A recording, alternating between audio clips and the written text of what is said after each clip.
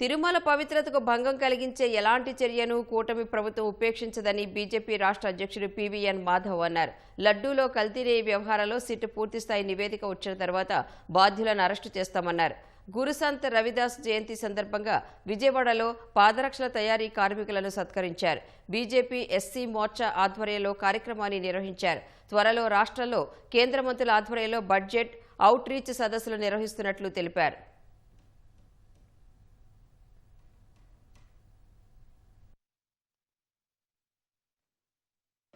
ఏదైతే సిట్ వేశారో ఆ సిట్ యొక్క పూర్తి స్థాయి నివేదిక రాబోతుంది.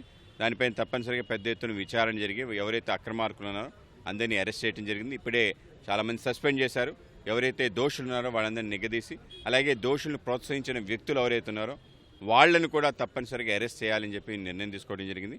మరొకసారి ఇది పునరావృతం కాకుండా ఉండే చర్యలు కూడా కట్టుదిట్టమైన చర్యలు తీసుకోవాలని, ఏ విధంగా రక్షణ కవచాలు అవలంబించాలి, ఏ విధంగా నియమ నిబంధనలు పెట్టాలనే విషయం కూడా కలిసి చర్చించడం జరుగుతుంది.